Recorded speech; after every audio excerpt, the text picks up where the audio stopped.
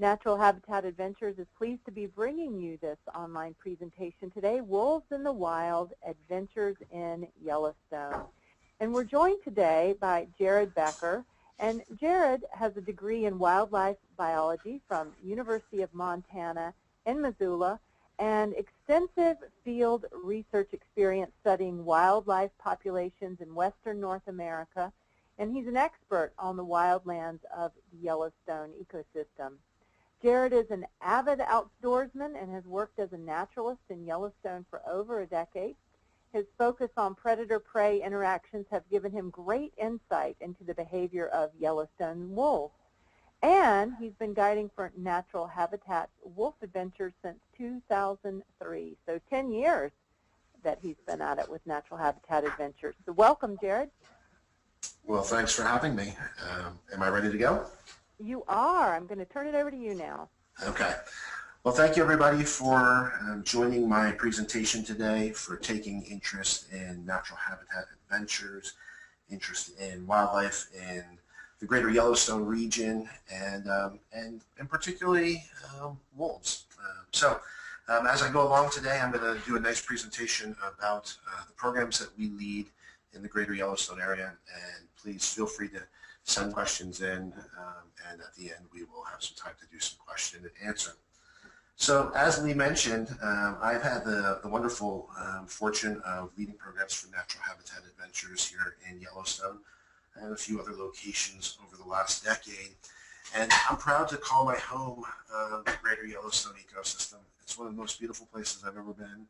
I have the good pleasure of traveling far and wide, but every time I come home to Jackson and to Yellowstone, I have a sense of peace here. And Natural Habitat Adventures offers several programs regarding the greater Yellowstone ecosystem, so that incorporates Grand Teton National Park and Yellowstone National Park and surrounding areas. Today I'm going to focus on some of our winter programming.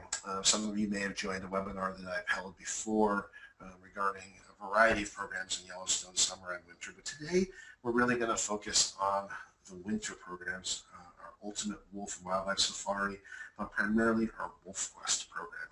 So with that, Yellowstone National Park was established in March of 1872. It was signed into law by President Ulysses S. Grant and created under an act of Congress. It is the first national park in the world. It's an icon in America.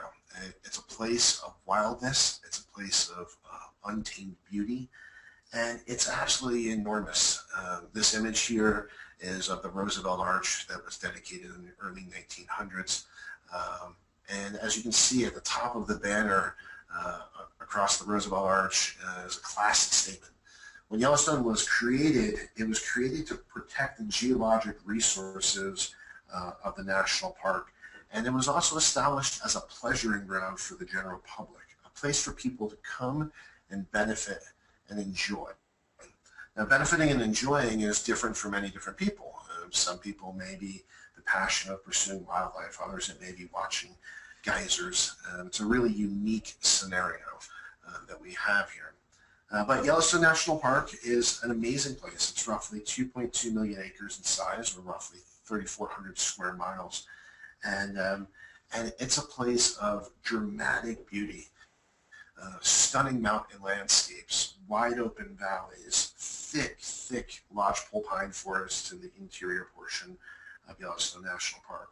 And then on the southern end of the ecosystem, we have the Wind River Mountains and the Teton Range. Our Wolf Quest program focuses primarily in habitats as you're seeing here on the screen in the northern range of Yellowstone. Habitats that are characterized by mountain valleys, dominated with sagebrush grasslands on the valley floors, and coniferous forests dominated by lodgepole pine and Douglas fir trees at the higher elevations. Where our Wolf Quest program occurs is very different than interior Yellowstone. The interior portion of Yellowstone is dominated by geothermal features on this high volcanic plateau that is very dense lodgepole pine forest. So very different over the course of the place. As I mentioned, Yellowstone National Park was created with the presence of preserving geothermal features. This image is an image of Mammoth Hot Springs in the north-central portion of Yellowstone National Park. The geothermal features that are found in Yellowstone are the highest density and concentration of geysers, mud pots, fumaroles, and hot springs on Earth. There's many wonderful places to see geothermal activity, whether it be Iceland or New Zealand or Kamchatka, Russia, even in California and other areas of this country. But the density of these thermal features is unmatched with Yellowstone. This particular thermal feature, Mammoth Hot Springs, is located, as I mentioned, on the northern portion of the park. It's outside this volcanic caldera that creates the interior portion of Yellowstone. And it's actually quite unique. It's a limestone formation, so it behaves very differently than Old Faithful or some of the large geyser features that we see in the interior. And that's because it can't withstand pressures. But again, it was this dramatic landscape of geothermal features that led to Yellowstone being preserved.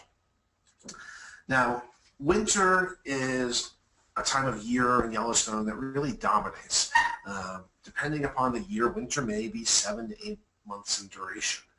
For most people, say in Florida or on the eastern seaboard, elsewhere in the world, that would be an incredibly hard thing to endure. And today it still is very hard to endure. Historically, indigenous populations would not reside within Yellowstone National Park or in the higher elevations of this region during the winter months. It's just too much snow, too cold, too inhospitable to endure for most species. You know, going back into the 1930s, the record cold temperatures recorded in Yellowstone were minus 66 degrees Fahrenheit. That's a temperature that virtually nothing can endure in terms of large mammal species, even small mammals and most birds. It's a really challenging landscape. It's a season, winter is a season of famine for most creatures. And there's many ways that you can handle that. You can either migrate, like many of the bird species, and get away from this. You can endure and just make a go of it. You can hibernate, like grizzly bears and black bears and many smaller mammal species. But for many species that do endure, they just have to deal with this deep snow, this harsh weather. To give you a sense of place, the greater Yellowstone ecosystem is the largest intact temperate ecosystem in the lower 48 states. On this slide, it is depicted by that green polygon. You can see there's a few little islands of green above the polygon here. And the greater Yellowstone ecosystem, depending upon who you talk to, depending upon what biologists you may encounter, it's roughly 18 to 20 million acres in size. It has overlap of the states of Montana, Wyoming, and Idaho. The vast majority of it being in the state of Wyoming. Roughly 96% of Yellowstone National Park is actually within the state of Wyoming. The two new polygons that just appeared on your screen, those tan colors, the square is a depiction of Yellowstone National Park. It's not a precise image, but generalization. And that little circular blob below would be Grand Teton National Park. And these two national parks make up the core concentration of the ecosystem. One thing that is really important to look at when looking at these maps is that neither Grand Teton National Park or Yellowstone can stand alone within the ecosystem. None of the animal species, whether they be avian or mammalian, can just live within one of those bodies of land. They need the adjacent lands, whether they're public or they're private. This third red polygon that I just pulled up on the screen is actually a depiction of roughly where our Wolf Quest programs occur. Just in the top maybe 10% of Yellowstone National Park, and as that sweeping red stripe goes up into the image, that's through the Paradise Valley in Montana. A low elevation wintering ground. And that is the key, is that during the winter months, we avoid the deep snows of interior Yellowstone and the high peaks. And the animals themselves, often that have to endure, do explore some sort of migration and move to these lower elevations. And winter range is absolutely the key to survival for all of the mammalian species that occur in Yellowstone. Our WolfQuest program visits less than 10% of the entire ecosystem, which is pretty amazing when you think about how enormous this place is. But roughly 90 to 95% of the mammals that live within the national park and are active during the winter months are found in that small 10%. So our WolfQuest program is just that. It's a quest. It's a quest to find one of North America's most elusive animals, an animal that is an icon for wildness. It's an animal that was eradicated from much of the American West, and it's an animal that has been brought back. It has been brought back to sustainable populations in these ecosystems. This image is an image of a lone wolf traveling across hard-packed snow in the northern range of Yellowstone. And these are the clues that we use to track these animals during the winter, to search and find them. We also rely upon the help of our partners at the National Park Service and various researching agencies within the ecosystem.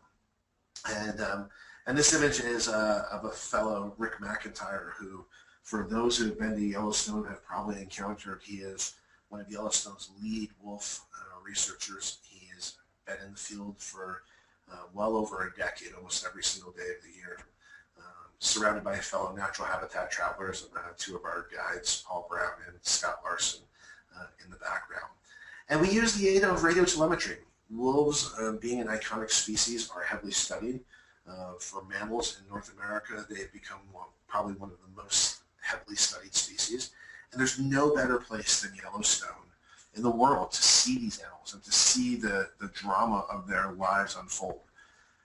Through the partnerships that we have with the National Park Service and the researchers and the time that we've spent in the field, we really have a wonderful opportunity to learn about these animals, learn their social dynamics, learn about behaviors that they use and strategies they use to hunt and seek out food, mating rituals, and all of those things. And it's amazing because in this image you can see these wide open landscape. It allows us to see great distances. If we were in a closed deciduous forest in Minnesota where there are lots of wolves, we wouldn't have that vantage point. And this is really one of the keys to success in the greater Yellowstone ecosystem. Another reason that we come here is that the greater Yellowstone ecosystem, a place that is relatively unmanipulated by the hands of man here in the United States, is a place that has incredible densities of prey. Rocky Mountain elk are found in enormous herds in the greater Yellowstone ecosystem. They're found in areas in the winter where there's plenty of grass, ample opportunities to graze. These are species that really rely upon grasses, and so they head to mountain valleys. And when they head to mountain valleys during the winter, wolves follow them. Wolves have evolved with elk, and elk have evolved with wolves. And so following these animals is really the key. Now, winter is the realm of the wolf. It's a time of year where they're not competing with grizzly bears. They're not competing with black bears for food resources. They are the apex predator at that time of year. It's also a time of year, as I mentioned earlier, where it's a time of famine. This image taken by Paul Brown, one of our lead naturalists in the area, really, I think, captures the essence of the place. The wind is whipping and it's blowing the snow around these animals. And these animals are using their hooves to get through that crusty snow. And they're working hard to get to the grasses. So when the prey animals, things like elk and bison, become weakest, wolves become the strongest of the year. And it's a situation that really is amazing to see unfold. And it changes from week to week, month to month.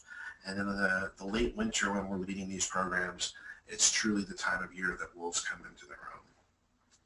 Not only are there elk in Yellowstone, there's lots of mammal species. Probably one of the most iconic in America is the American bison, often commonly referred to as buffalo. Bison have a stronghold in Yellowstone. This is the last remaining stronghold for these animals. And this population of bison was brought to the point of extinction. By 1902, there were less than 24 bison left in Yellowstone National Park. Through incredible conservation efforts of the National Park Service, from various private groups, from actually ranches surrounding the national parks, this species has come back. And today, to see wolves interacting with this particular species is probably one of the most classic and iconic behaviors that we can watch with wolves, interacting with the largest land animal in North America. It's truly a humbling experience. You know, bison, most people have come far and wide to see these animals. When they are making a living in the winter, it is one of those moments where you kind of have to just sit back and go, wow, this is the last of the Great West. Here in Jackson Hole, we tout ourselves as the Old West, and without this animal, I think we would be doing ourselves a disservice if we didn't recognize how important these animals were to the health of the ecosystem, to supporting a prey density that wolves can prey upon. So it's not just bison, it's not just elk. There are Rocky Mountain bighorn sheep in the ecosystem. Wolves do occasionally prey upon these animals. It's a relatively small population, but a healthy and stable population. And then you have things like pronghorn antelope, mule deer, other small hoofed animal species. I love this image of this pronghorn as it's walking through the snow and feeding on these grasses. You may notice that that animal has a very small hoof, and so it actually lives to a very low elevation during the winter, and it tries to get away from the deep snows.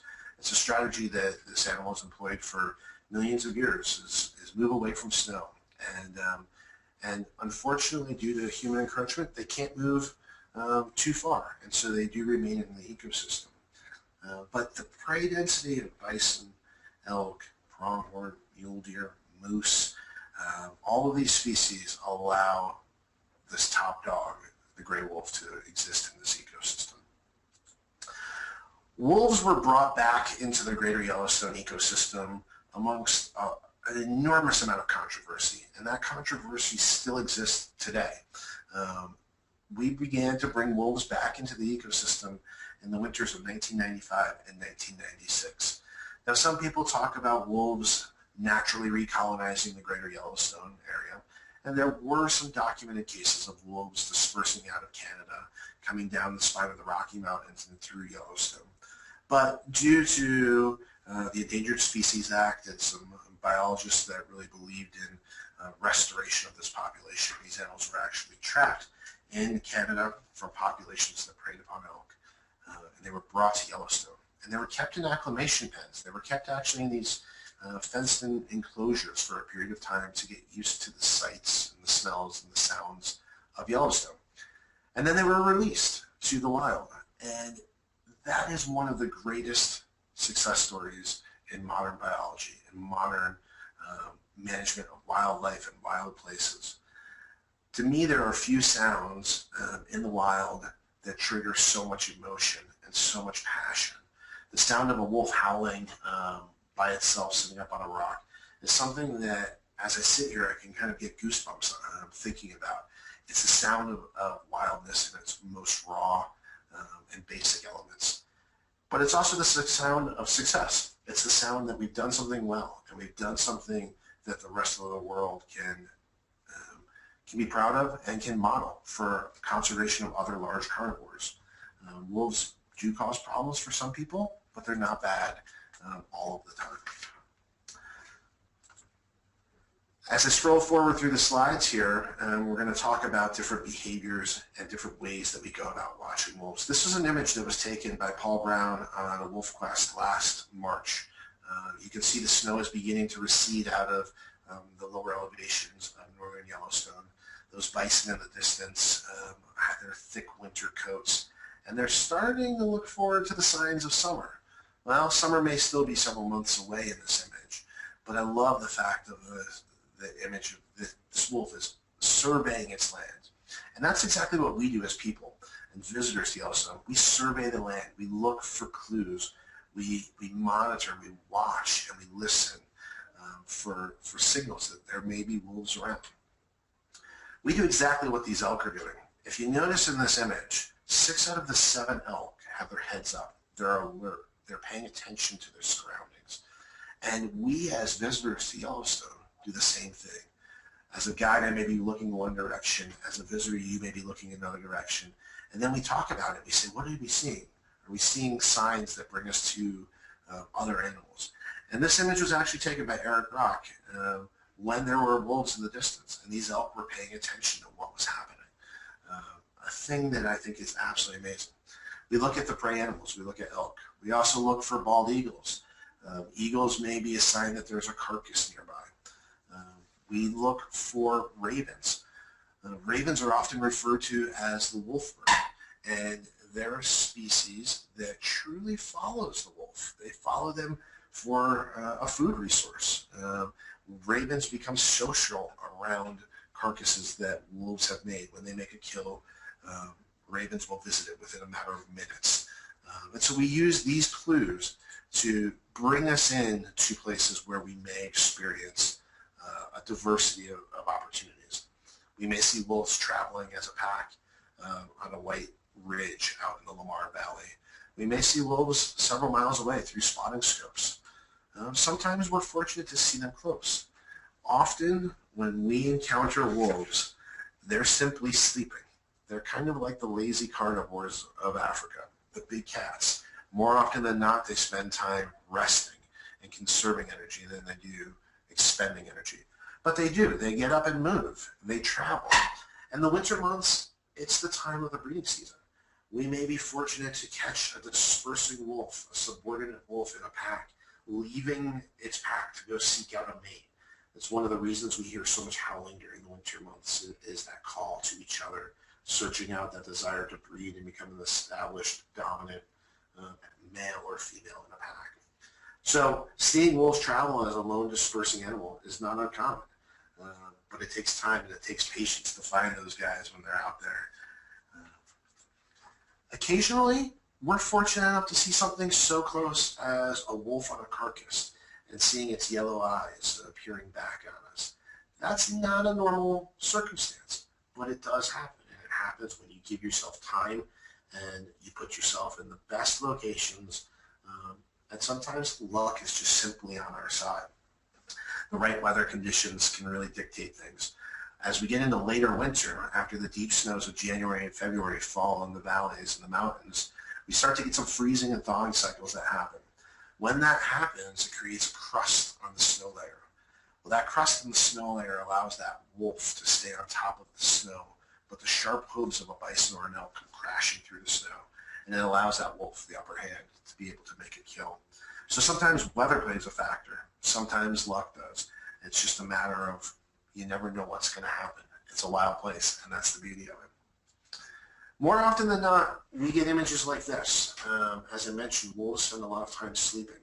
You can see this image isn't super crisp, but it's an image that was taken through a spotting scope.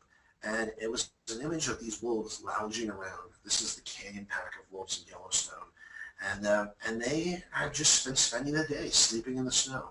While you and I may be cold, these animals can handle temperatures well below the freezing point, well below zero, down in the 20, 30, 40, 50 degrees below zero without any problems.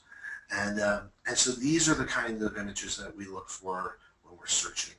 Sometimes that little, what looks like a rock on the horizon, all of a sudden its ears pop up and it turns into a wolf.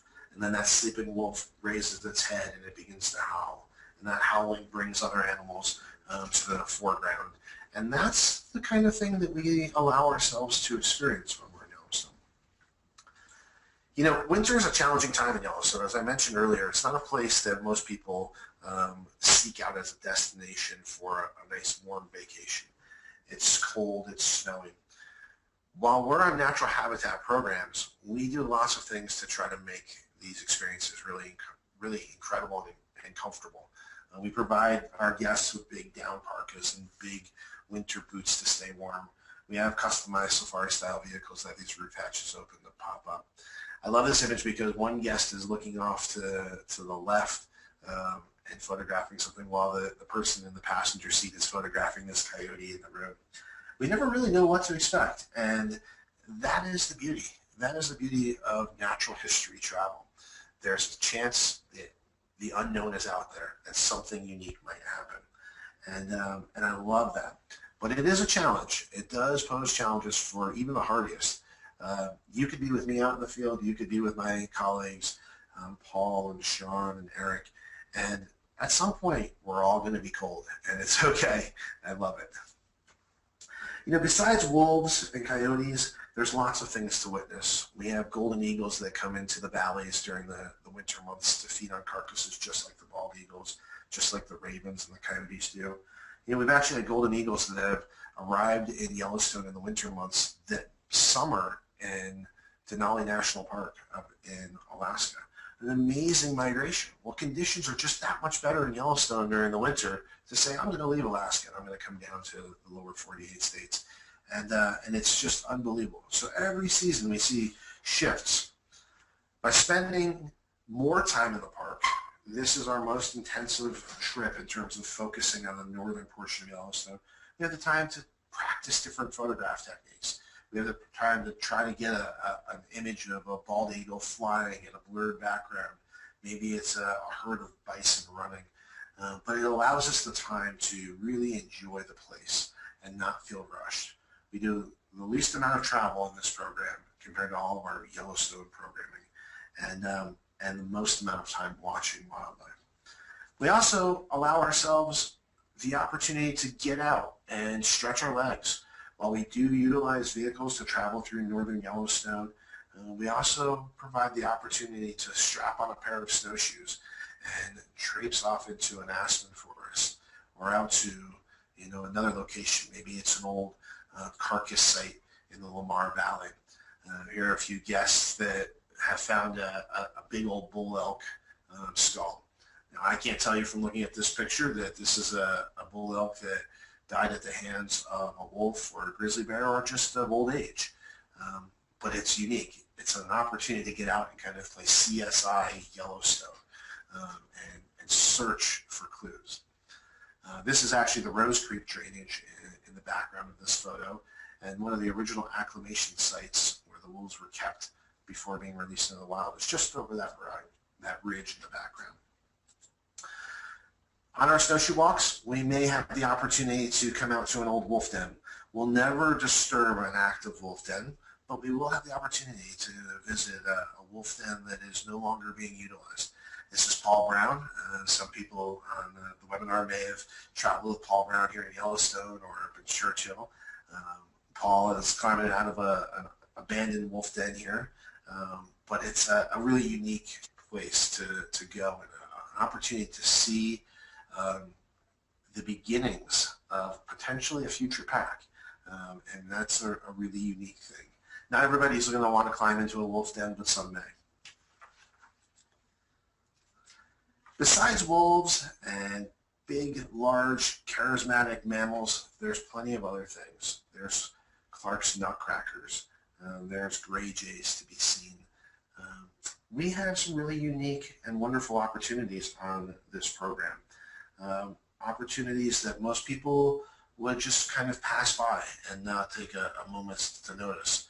But watching species like Clark's nutcrackers and American dippers right on the edge of the Lamar River or Soda Butte Creek in northern Yellowstone, when it's 25 below zero and this bird is singing a beautiful song trying to coax a mate to come forward, it's humbling. And it's a time that allows us to appreciate simple beauties of the parks. And this is a simple beauty, a bird singing on a cold winter's day. We may have the opportunity to spend time searching the various pockets of open water for things like river otters. During the winter months, most of the waterways in Yellowstone are covered with snow and ice. And so we get these little pockets that may be open where there's moving water. And this beautiful species will dive underwater and search out, cut through a trout and bring them to the surface. And sometimes when they come to the surface, things like foxes and coyotes come and try to steal them. You know, I look back on my years in Yellowstone and I look at this red fox and I kind of think, wow, when I first started visiting Yellowstone, we hardly ever saw red fox. And today, we see them pretty commonly. That's probably a dynamic because of the restoration of wolves. Wolves have been brought back into the ecosystem. Wolves compete with coyotes for similar food resources. Coyotes and foxes sometimes compete for similar food resources, but wolves and foxes don't. And so wolves often tolerate these little red foxes. And we see them often around the town of Cook City. We see them at a friend of ours' home, Dan and Cindy Hartman's house. We are often welcomed into their home to photograph wildlife and listen to stories about what it is to live on the edge of one of the most wild places in the lower 48 states. Dan and Cindy have been welcoming us into their homes for years, and they are considered to be the weasel experts of Greater Yellowstone. This image is literally taken right out of their kitchen window, and it's such a special experience to see an image of a house cat-sized weasel, a pine marten, staring right back at you. You kind of feel like you're living the life of David Attenborough when you're living in their house and witnessing these wild places. So simply put, Yellowstone is a rugged place. It's an amazingly wild place. It's a harsh landscape. It's a place that allows us to experience what the Old West once was, what the Old West still is today with the restoration of wolves. Natural Habitat Adventures offers one of the most thorough investigations of wolf ecology out there. It's hard to find an opportunity to spend as much time searching for one of the most iconic species, the gray wolf, and all of the other species that live in this ecosystem with the region's best naturalists. I'm proud of the fact that I get to work with a number of these guides. I put up this image because Yellowstone is a wonderland. It was first marketed to the American public as Wonderland. It's wonderful. It's a place that is simple beauty, but it's a place that's not a fairy tale. It's a real place. It's a place where a species has been brought back from the point of extinction or near extinction to be restored. It's iconic, and it's a place that is a symbol of wildness. And it's a place that I get to call my home, and I love to share it with my visitors to the ecosystem. So, as I mentioned, I'm humbled to share my time with people in Yellowstone. I'm humbled to spend my time and countless hours that I've worked with my fellow guides, watching and studying these animals. And it's a true pleasure to be able to share my backyard with people from far and wide and to share one of the greatest joys of my life, which is wildlife. And so with that, I would like to open it up for questions. If anybody has questions, please feel free to type them in, and Lee and Megan can pass them along to me. And I thank you all. I hope I kind of wet your whistle for the winter that's coming, because it's snowing in Jackson, Wyoming right now, and that means that the wolves will be in the prime of their year in no time. Well, thanks, Jared. That's really actually exciting and inspiring, and I think there are some people that are thinking about going this winter, and so we have some good questions about that. One here, do you visit any geysers during the winter trips? It's a great question. We don't visit any of the geysers on the Wolf Quest trip, but our ultimate wolf and wildlife safari that does travel into the interior does visit a number of the geyser basins. So there's two different programs that we offer in the winter. There's the ultimate wolf and wildlife safari, which typically goes from around the 1st of January through the end of February, and that allows us to travel into the interior via snow coach, which are over snow vehicles, and witness some of the geysers. On the Wolf Quest trip, the trip that stays just in the northern portion of Yellowstone and the surrounding public and private lands, we only witness Mammoth Hot Springs on that particular program. Okay. And there were several questions about observing wolves and the other sort of wildlife that you'll see when you're on this trip. And so I'm going to focus on those questions for a moment. This question, how much time might one expect to observe wolves if we went on such a trip? Yeah, I wish I could answer that with absolute certainty, but what I've learned over the last 10 to 15 years is that you never really know. We will see wildlife every day of our encounters in the national park. When it comes to wolves, we are talking about a species that is quite fearful of humans. Some of the wolves that exist within Yellowstone National Park's boundaries have become relatively habituated to people being around. And when I say relatively habituated, that means that they may be tolerant of people at a few hundred yards away, where other species we may see from literally feet away. Elk and bighorn sheep and bison are examples of that. Wolves tend to stay at distances, and they tend to be fearful of people. And so we have never led a program where we haven't seen wolves, but we have led programs where we've had to really push our abilities to find them. And that is because they are one of the rarest and most elusive animals in all of North America. You know, and speaking of seeing other wildlife, there was a question here about whether coyotes interact with the wolves and whether you might see both in the same area. Absolutely. Coyotes are clever creatures. You know, coyotes exist in almost every habitat type in the lower 48 states, and they rely upon wolves. Wolves are big. They're massive. You know, a wolf may weigh anywhere from 70 to 120 pounds in the wild. A coyote may only weigh about 30 to 35 pounds. And so those coyotes really rely upon wolves to make kills of things like elk and moose and bison. And when that happens, when those wolves are sleeping, often coyotes kind of try to sneak in and grab a morsel of food. So it's absolutely realistic to see coyotes and wolves in the same general area. However, they don't often tolerate each other. And so wolves will often chase coyotes away from kill sites. But they do coexist and live in the same areas. And it's very common to see coyotes on all of our programs. Okay, good. So there's a question here about what the difference might be in the wildlife that one would see if trying to choose between the two trips that you mentioned. Mm-hmm. So the difference in the two trips there's quite a difference. The wildlife encounters probably won't be so different. In the ultimate wolf and wildlife safari that we do during the winter months, we do travel through the interior portion of Yellowstone.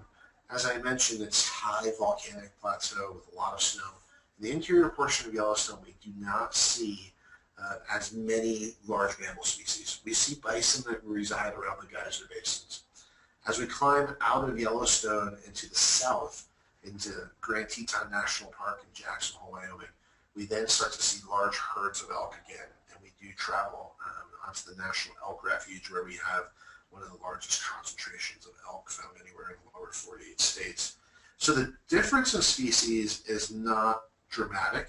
You're probably going to see the same composition of species, but the ultimate trip incorporates more of the geothermal features. It incorporates a portion of Grand Teton and Jackson Hole. The Wolf Quest trip really focuses on wolves and the wolves that live in the Lamar Valley and Northern Range region of Yellowstone. So it's probably our most wildlife intensive program, but it covers less of the ecosystem. Okay. And what about the summer months? For people that can't go in the winter, there's a question about whether one could observe wolves in the summer. Absolutely. Wolves are here year-round, and we have seen wolves every month of the year on every one of our programs, summer included. Now, summer, we are not limited by snow. Snow often keeps animals close to us, so animals will disperse over the summer season. The month of May is spectacular because, and early June as well, because wolves at that point are tied to their den sites. They have given birth to their pups in usually mid-April.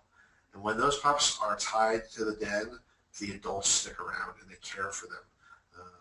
Wolves are not precocial, they're altricial, they need care from the adults. And so when those pups are at the den site, we have a very good chance of finding them and going back and learning their behaviors and their travel routes. So it's a very, very realistic chance. We also do see them throughout the summer months, July, August, and September and October. So it may be a little bit more difficult for us to find them sometimes because of the ability to travel, but we have seen them on every trip we've ever done. Okay. Well, there are several people that have logistic type questions, so I'm going to shift gears now. Probably the most popular question we have in the queue right now is about the lodging for these trips. Absolutely. Tell us a little about that. Sure. Lodging for the Wolf Quest program, which starts in Bozeman, Montana and ends in Bozeman, Montana, can be probably described as rustic Western style. We stay in the little town of Cook City, Montana. It's not much of a city. In the winter, it's a population of about 80 residents. And so the accommodations are clean, they're comfortable, but they're quite simple. And then we finished the trip up at a wonderful place called Hot Springs. It's an old hot springs resort in the Paradise Valley in south central Montana. It's an amazing, amazing place with unbelievable food and a place to soak our bones in these nice thermal waters. On the ultimate trip, we also say we start in Bozeman, we'll travel to Cook City, Montana. We'll then continue down via snow coaching to the interior portion of Yellowstone and stay at the Old Faithful Snow Lodge, a lodge that was built actually in 1999. It's the newest lodging facility in all of Yellowstone National Park and the only one that's open during the heart of the winter months. And then we travel down to the nice town of Jackson, Wyoming, where fine dining and art galleries and wonderful hotels are around every corner. And we stayed at a wonderful place right on the edge of town square of Jackson. So we do have quite a range of lodging for the two programs. They're all amazingly clean, comfortable, quiet locations. And they're the best that the region has to offer for our programs. Okay. So what about kids? What is the youngest age that would be accepted on this trip? Yeah, that's a really good question. I have traveled with kids that are ages 6 to 8 that are so engaged with wildlife. And then I've also traveled with kids in the same age that are not engaged. And that's one of the greatest challenges as a naturalist is to get youth inspired. These programs during the winter months can be a challenge for children because they are cold. And simple human needs, need to be met. And if you're cold and not prepared for it mentally, it can be a bit of a challenge for people, young and old. And so I would say kids are much more suited often for programs during the summer months. That being said, I've had lots of great children on programs. It all is a matter of interest level. If you have a child that can't get enough of Discovery Channel and Animal Planet and National Geographic magazine and is that type of child, this can be an amazingly rewarding experience. So it's something that I would encourage us to talk long about and see if it fits. Okay, great. And, you touched on this, but let's go a little bit deeper. There's a question here about what sort of physical shape you need to be in to go on these trips.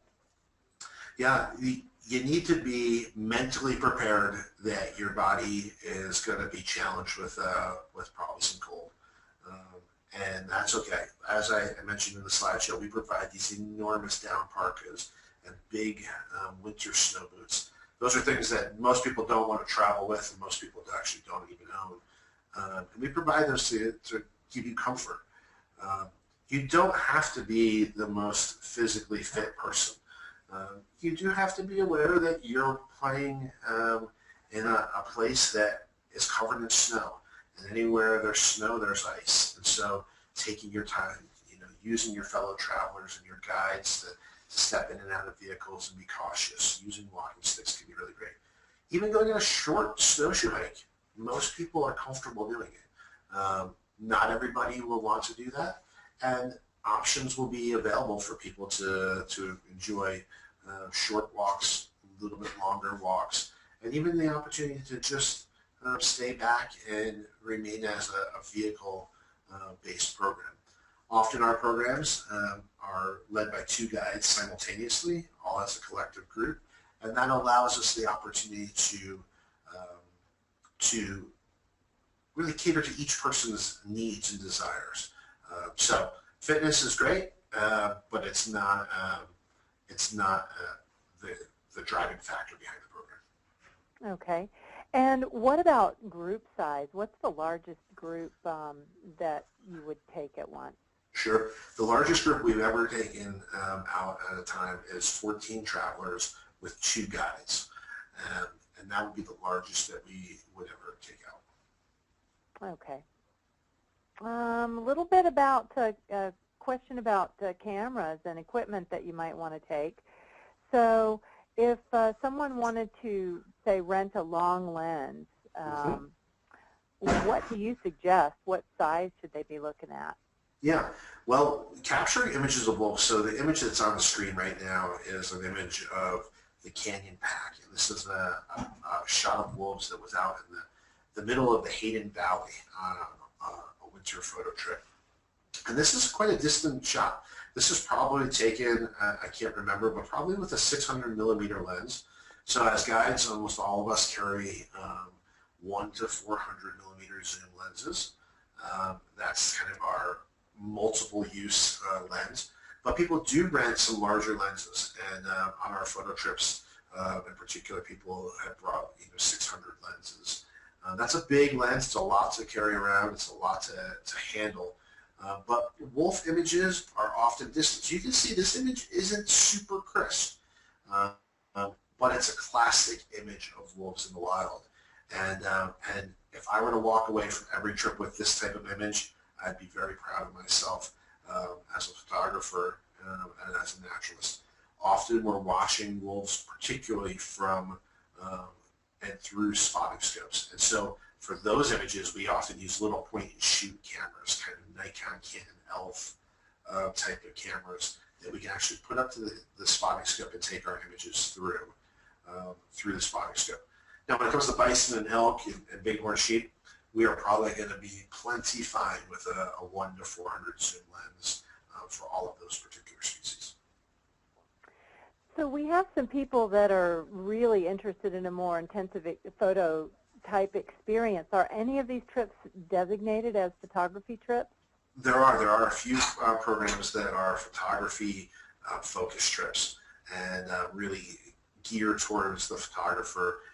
We spend more time in each particular environment. So we have 2 photography departures on the Ultimate program, which allows us 3 days in the snow coach in the interior portion of Yellowstone. It's a really amazing program. And then the Wolf Quest program, being that it's a program that spends less time traveling and more time in the northern portion of Yellowstone, is quite conducive for photography as well. It's not at this point set as a photo departure, but most of our guides, and almost always will one of the guides be quite keen on photography on these programs. Okay.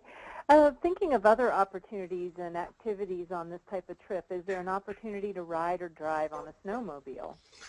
There is not necessarily while we're on the trip, but we do have the ability to make those kind of arrangements for people pre or post trip. And for our ultimate trip, we also have the ability to incorporate a dog sled adventure down in Jackson, Wyoming. So while actually on the trip, there is not that opportunity, but there could be the arrangement to make sure that that happens for people pre or post adventure. Okay.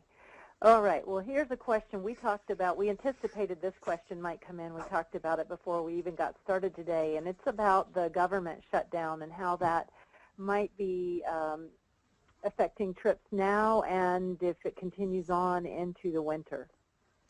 Yeah, the government shutdown is an unfortunate scenario for the national park system. It's an unfortunate scenario for all of us that make our homes in this area.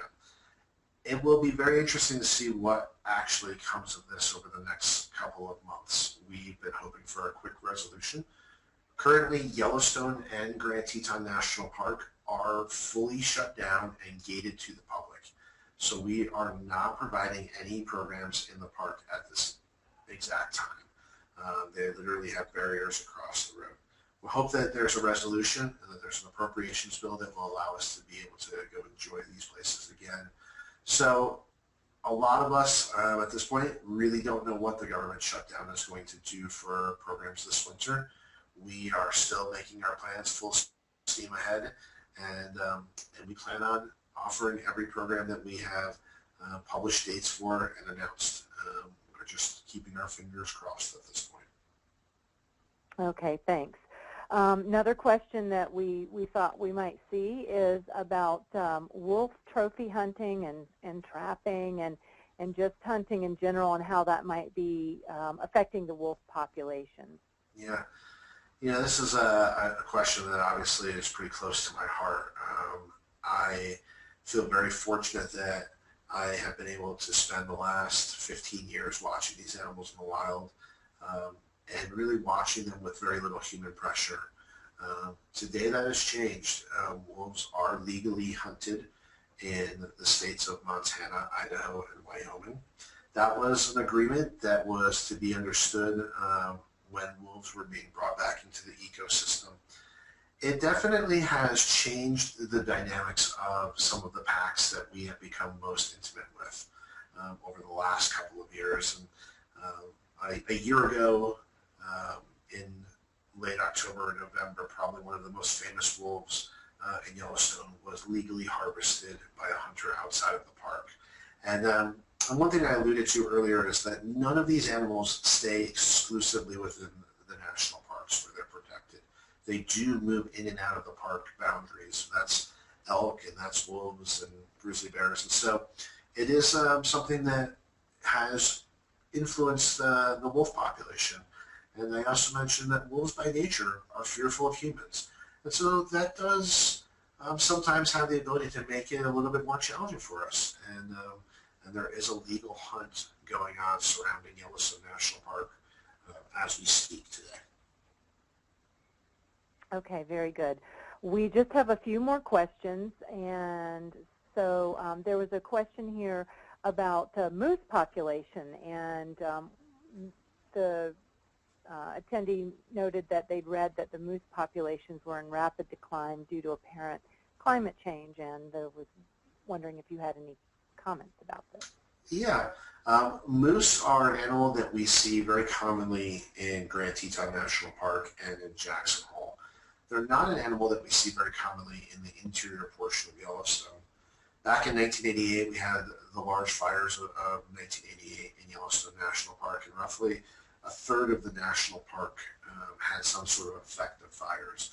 With those fires, much of the old growth forest in the park was burned. And old growth forest in Yellowstone National Park provided habitat for moose populations.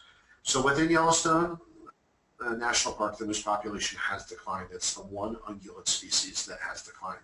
Outside of the park, we still have a healthy population in Jackson. We have a healthy population up and around Cook City. But there are some interesting dynamics going on. Moose are an animal that is a boreal forest species, so they tend to deal with cold temperatures very well. And as our climate has begun to shift, they don't do so well with the summer temperatures that we experience in this area. They also are vulnerable to some parasites that have caused their populations to decline. And there are the pressures of things like wolves and grizzly bears. Wolves and grizzly bears do eat moose. They occur in population densities that are low. And so while you may see a herd of 20 elk together, it'd be very rare to see more than 1 or 2 moose together. And therefore they become a little bit more vulnerable to predation. So we do see moose on almost every ultimate Yellowstone program. We do see them on the Wolf Quest programs occasionally, and I was just mentioning to a colleague in the last couple of days that I feel like this past fall we saw more moose around Cook City than we've seen in probably the previous 5 to 10 years. And that's no statistics behind that, that's just my personal perception. Okay. What about the recent major fires? Have they affected the wolf population? No, they really haven't. These animals have evolved with fire. They understand dangers, and they move to and from areas that have been burned. Fires are not a bad thing. They're a natural process of the landscape. And ultimately what will happen is fires will cause forests to regenerate. It will stimulate growth in areas for grass production, and that brings in elk to areas. So they're actually a pretty good thing massive fires on that urban wildland interface. That's not good for humans, but it typically doesn't influence these wild populations of animals. Okay. All right. So I think we're down to just our last question here, and it was about how much walking a person would do on one of these trips. Yeah, that's a great question. We are limited by snow during the winter months. On all of our programs, we provide our guests the opportunity to explore on snowshoes. On our ultimate trips, there may be the opportunity for those hardy souls that want to strap on a pair of cross-country skis around Old Faithful to go for an early morning cross-country ski. And we would like the opportunity to take people out for short nature walks almost every day. And for some people, that may be a few hundred yards. For others, it may be a half a mile or more. It just really depends upon the interest level of the groups. We encourage it. We believe that being a naturalist and being out on the land on your 2 feet is a wonderful way to experience it. And roughly 99% of the visitors that visit Yellowstone will never leave a road, and we like to be part of the 1% that does. And so we strive to do some walking on each day, but by no means are we going out for 15-mile snowshoes or cross-country skis. I would say most walking is under a mile. Okay, very good. Well, this has been terrific. As one participant put it, in fact, stupendous. So well, I'm glad. Thanks so much. I'll just turn it back over to you now, Jared. Yeah, absolutely. I'm glad that those that were in attendance have enjoyed.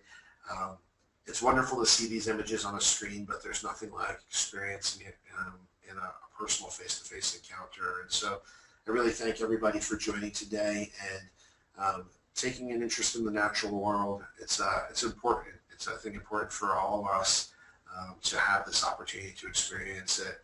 And I thank everybody for being interested. And please feel free to contact the Natural Habitat Office to ask questions. If I'm in the field, I will eventually get those questions relayed to me, and I'd be glad to give you my most honest and candid feedback in terms of any questions or concerns that you may have about the program. So thank you, everybody, and I hope to see you out in Yellowstone one of these days. And so we appreciate your time today, and be looking for our email invitation for our next webinar, which will be in just a few weeks. And with that, we'll say good day and conclude our presentation. Goodbye, everybody.